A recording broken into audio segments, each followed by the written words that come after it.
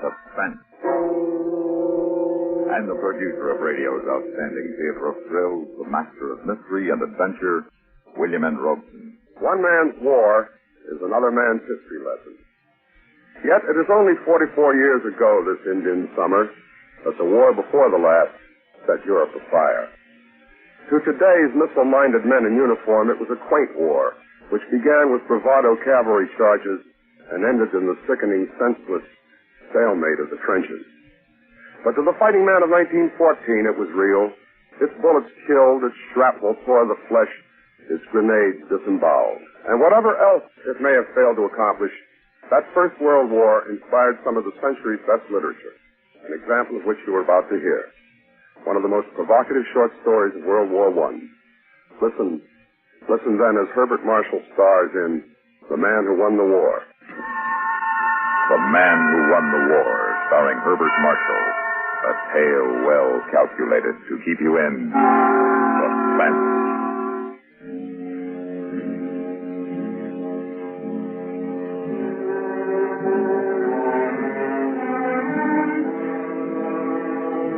10 years is a long time in any man's life. And beyond counting when it is spent in disgrace and exile. It was 10 years ago tonight I first set foot upon this Flemish beach. I returned here tonight under a sort of compulsion, like a criminal returning to the scene of his crime. But I am no criminal, and what I did here 10 years ago was no crime. But oh, I'm so tired of forever staying, and of forever being disbelieved. Guten Abend. Huh? What? Who's that? It's I. You're not Rector. Did I not see you at dinner tonight? At the inn in the village? Oh, yes, I'm staying there. And I believe we are the only two guests. Won't you sit down? This driftwood log should be big enough for two. Thank you. You are English, Mr. Oh, yes, excuse me. Bradman's the name, Roger Bradman. Yes, I'm English. And you, I take it, you're German. That's right, Mr. Bradman. 10 years ago, we were at each other's throats. Yeah. And for what? What indeed? If I may say so, Mr. Bradman, it seems strange to find an Englishman in a channel watering place in October. Yes, I suppose it does. Midsummer at the time we flocked to the beaches. But then you don't find any Germans on the Belgian coast these days. At any time of the year. No. We are not exactly welcome here. And no wonder, after what we did to this country. It could have been worse. Did it? You might have won the war instead of losing it. Here on this beach 10 years ago. What? 10 years ago tonight on this beach. That's when you lost the war. I know because I'm the man who won the war. That is a most extravagant statement. Oh, my friend. I'm aware of it. No one has ever believed it. No one. But it's true. Perhaps I would believe it. Would you? I might if I knew the details. Oh, you wouldn't be interested. No one is. I am very much interested. I can't for the life of me see why. Believe me, Herr Bradman, I would like very much to hear your story. Very well. You see, when the war began, I was placed in command of the destroyer Fire Drake, attached to Admiral Hood's battle forces, North Sea Patrol. On the night of October the 28th, 1914, the Fire Drake was cruising up the Belgian coast to join the main fleet. We had taken aboard some extra shells and ammunition at Plymouth, along with several cases of Scotch whiskey, since the fleet was looking forward to extended action. And I'm afraid those cases were uppermost in our mind that night as we sat around the wardroom after dinner. I say, Commander, what brand of whiskey did ship's supplies put aboard? No, I didn't think of looking. I did. Cameroon Highlander, it said on the boxes. And a very bonny brogue, too. That wouldn't be a hint, would it, Mr. Gilliam? Oh, no, sir. But it is nippy on deck tonight. Do you concur, Mr. Ainsley? Yes, indeed, sir. The wind's got a bite to it. Man could catch himself a nasty cold out there tonight. Very well, you scoundrel. Hopper, Aye, sir. Go down to the storeroom and break out a bottle of that whiskey we took aboard this afternoon. Aye, sir. Any news on the fighting front in Flanders, sir? What there is all bad. Our forces have a handful in the center. On the right, the French are just barely holding. But the real danger is right off there, to starboard. How's that, sir? The left flank, the Belgian sector. Von Kluck's Third Army is pressing hard. If he breaks through the Belgian line, you can write off France. The Kaiser will be in Paris in a week. Oh, here's Hopper with our wee drop. You needn't have bought the whole case, Hopper. I wanted you to see it, sir. I opened 4 of them, and the contents are all the same. Yes, I was right. It says Cameron Highlander on the box. Yeah, yes, sir, but the contents are not Cameron Islander whiskey. They're Cameron Islander uniforms. What? Yes, sir. See? Here's the kilt, and the Glengarries, and the sporrans. Where's the whiskey? Well, as near as I can make out, there ain't any, sir. But what I'd say is that them boxes contain nearly 200 Scotch Islander uniforms. I'm afraid this will be a dry voyage, gentlemen. So what shall I do with these boxes, sir? We'll stow them out of the way until we make port again. Aye, sir. There's the speaking tube, sir. Here. Mr. Tweddle requests the captain come to the bridge. Acknowledge, will you please, Mr. Gilliam? Yes, sir. Now, what kind of trouble do you suppose Tweddle's run into? Coming along, Ainsley? Might as well. Can't bring kilts from Glengarry.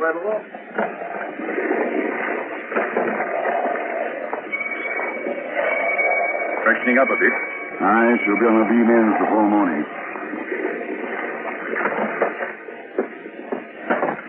Yes, Mr. Tweddle? Don't you want to see this, sir? Well, Look, there on our starboard quarter, a tiny light. yes, I see it. Yeah, take a look through the night glasses. Flashing on and off. That's right. And according to my reckoning, we're off the mouth of the Yser River. Now, if you look at this chart, you'll see that there are no lighthouses along this stretch of coast. Yet there is a flashing light where no light ought to be. Perhaps it's a signal of some sort, sir. Undoubtedly, but whose? Well, the Germans can't have advanced so far. How can you be sure, Mr. Ainsley? Wait a minute. That light's flashing a message in Morse code. Huh? G-R-O-G. G-R-O-G.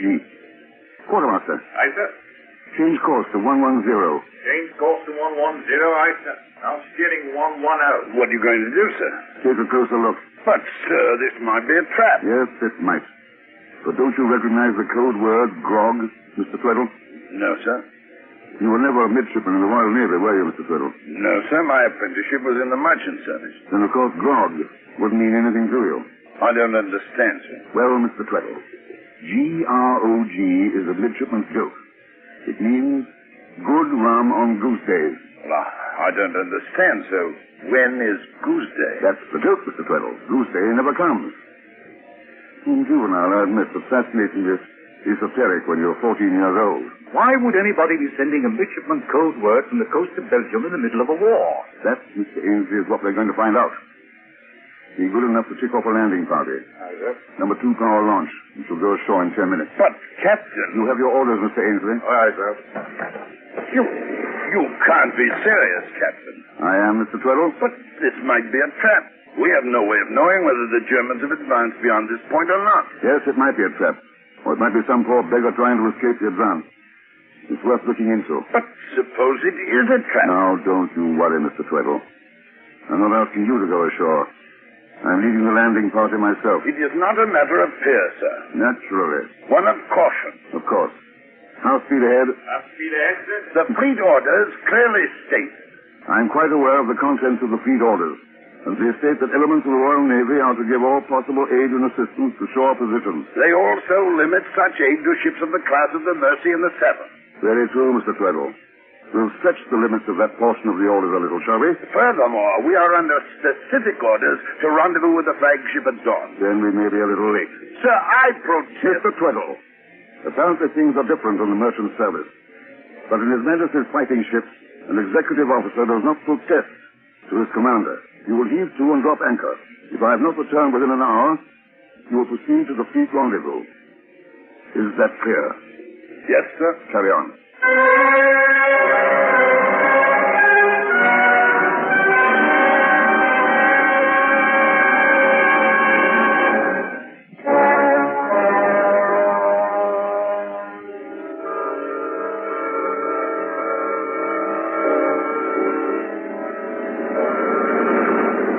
sir. We're about half a mile down the beach from the light now, sir. Very well. Swing her inshore. Aye, sir. That light is getting dimmer and dimmer. Oh, we're only a pocket torch. Battery's running out. All right, men. Your attention, please. Aye, sir. When we hit the beach, we'll spread out 10 feet apart and proceed toward that light.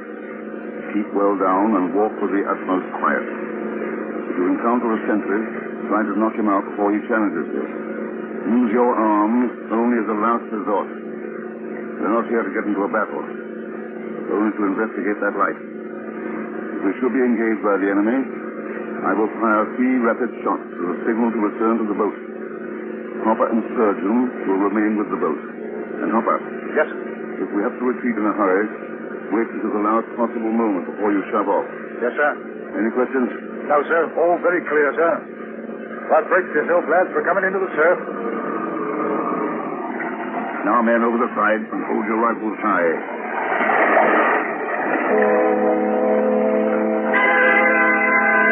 At 100 yards from where we landed, we encountered a German sentry. He was asleep, poor beggar. And so as you figured no one would be around the sand dunes in the middle of the night, he's undoubtedly done in. He was sitting on a log, and he'd taken off his boots, bedding his 18 feet in the cool sand. I'm afraid he wasn't a very cheerful example of the German military machine that night. For with no trouble at all, Mr. Ainsley and I crept up on him and had him bound and gagged before he was quite awake. There we are. Don't think he'll give us any trouble now, sir. I shall think not. Now, my friend, bleiben Sie ruhig und Ihnen wird nichts passieren. You'll take him along, Mr. Ainsley. Aye, sir. Margaret, Sir? put on this fellow's spiked helmet and remain a tense close. If a relief sentry appears, take care of him. But no shooting unless absolutely necessary. Yes. Let's get a move on, men.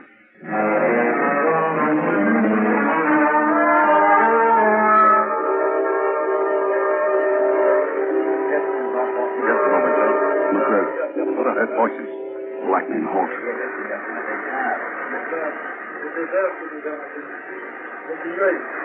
They're speaking French. They're allies. So we must make certain. Take 2 of the men and come up on them from the rear. Aye, sir. I'll approach from this side. I'll do the talking. If it's a trap, I'll give the signal to fire.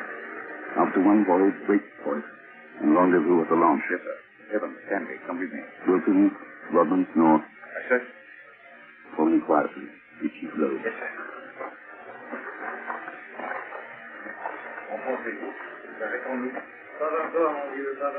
Allô? Que faites-vous là? Qu'est-ce qui se passe?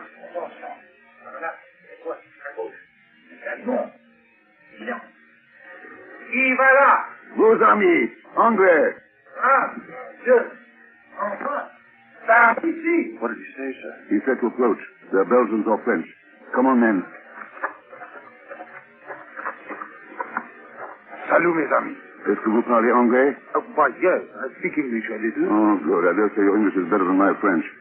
May I introduce myself? I'm Commander Badman of His Majesty's ship Firedrake. I can't tell you how glad I am to meet you, Commander. I am Major de Lesseps of the South Belgian Dragoons. You see, Lieutenant Chapotin. Enchanté, Monsieur le Commandant. And here's one of my officers, Lieutenant Ainsley. Good evening, gentlemen. Sir. And who is this who's bound and gagged? Oh, an enemy sentry we picked up on the way. You can have him. Thank you. We saw your light from the ship. Whatever made you flash the word grog?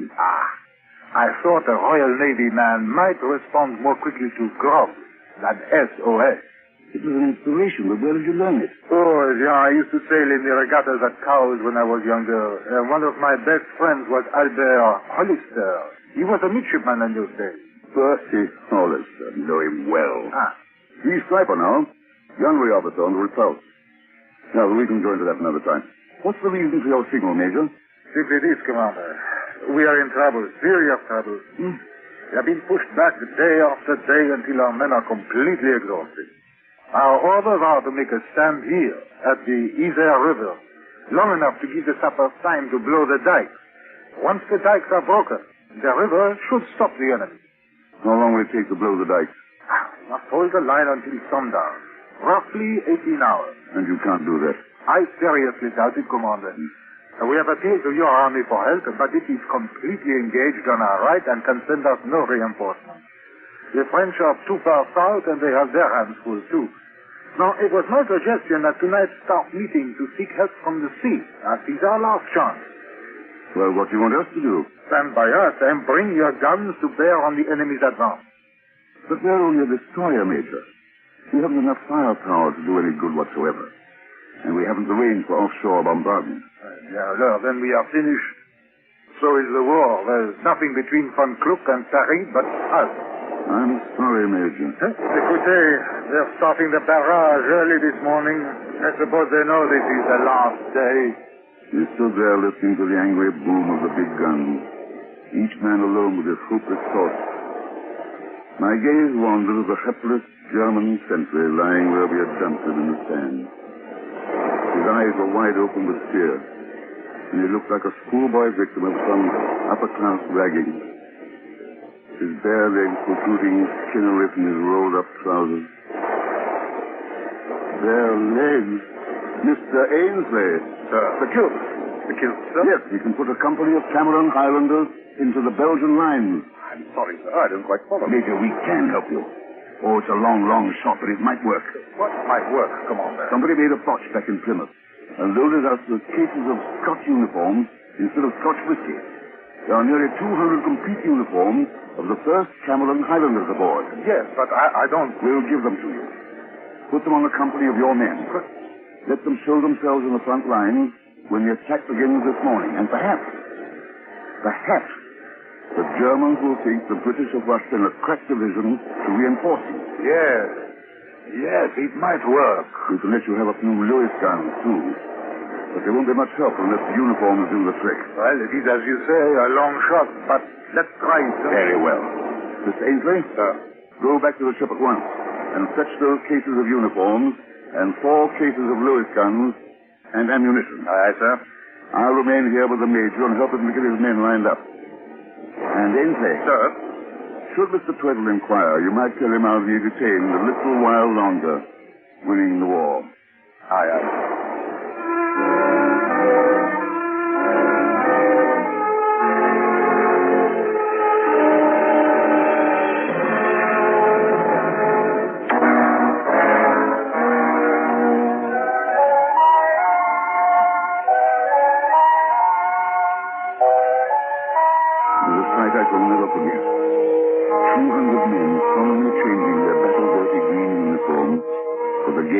And tartans in the pale light of the setting moon.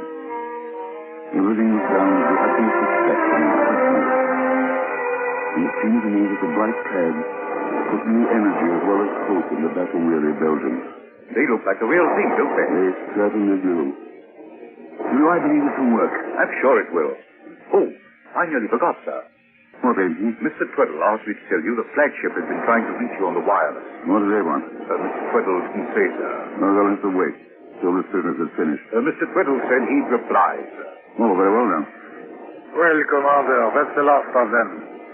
1,000 thanks, sir. Not at all. Scotch kilts are precious little use to a ship full of sailors. But they made their return for you this morning. I feel sure they will. Well, we must be on our way. Less than an hour till daybreak. Goodbye, Major. Goodbye, Commander. You must look me up after the war. Always reach me at the Navy Club in James's Square. Thank you, sir. I'll do that. Au revoir. Au revoir, Major. Bonne chance and all that sort of thing.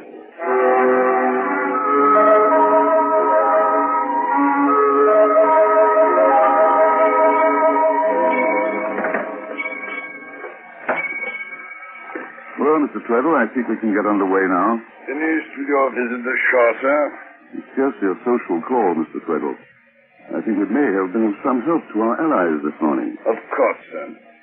The flagship's been trying to reach you, sir. Oh, yes, Mr. Ainsley said something. I signaled them that you'd gone ashore. Oh, you did?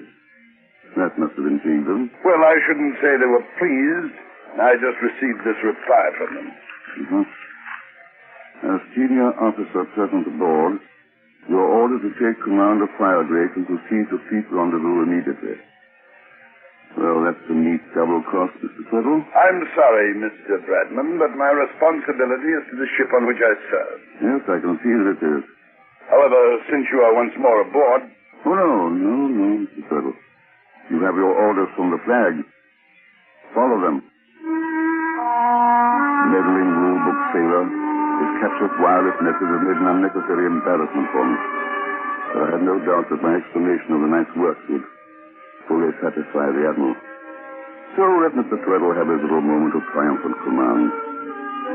I stood up in the starboard bridge wing as we pulled away from the Belgian coast. And through my binoculars in the grey dawn, I thought I saw the flashing red and yellow of the Cameron flag as the last day of the First Battle of Flanders began. As I expected, the Admiral made a thorough investigation of the matter, and a few days later I faced him in his quarters aboard the flagship. Commander Bradman, your little adventure of a few nights ago involved some very serious breaches of discipline. You disposed of war material without authorization. You left your ship without authorization. You deliberately violated the fleet orders regarding assistance to land forces. And I managed to stop the German advance dead in its tracks. We know that the German advance has been stopped, Commander, but it was stopped by opening the dikes of the Yser River, a plan which has been part of the Belgian and French grand strategy for years. Sir, the dikes would never have been opened if the Belgian line hadn't held that last day of the battle. And they held because the German attack was slowed down.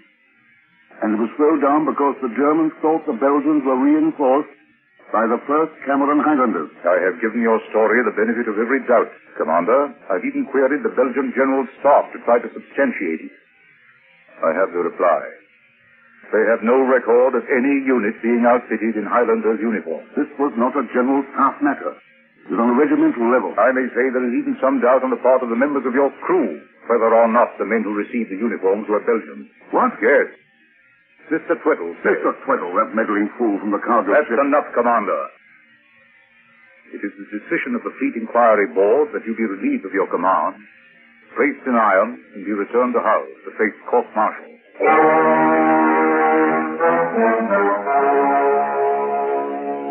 Well, that's about all there is to tell, Herr Bexel.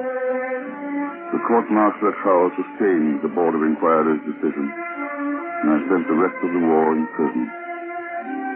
Afterwards, I naturally had to leave England. And wherever I went, sooner or later, Vancouver, Singapore, Melbourne, the story, their story, followed me. Sooner or later, some ex-Navy man would turn up to recognize me, and I would have to move on. And that's the way it's been since. Moving. Moving, always moving. Until at last I was compelled to return to this very spot where it all happened. Why, I don't know. I know. You do? Yes. To find someone who believes you are the man who won the war. Do you believe it? Yes. You see, I too have been compelled to return here tonight. You? Why? Because I am the man who lost the war. What? Yes. I am the German sentry you found asleep at his post. Then there was nothing more to say. Nothing to say. He turned and walked slowly back along the beach toward the sleeping town. I suppose the truth is loneliest name on earth.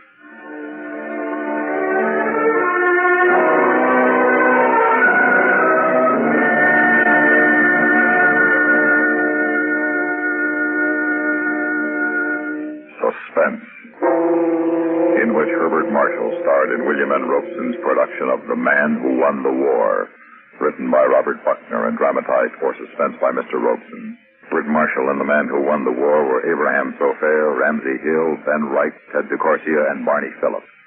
Listen again next week when we return with another tale well calculated to keep you in suspense.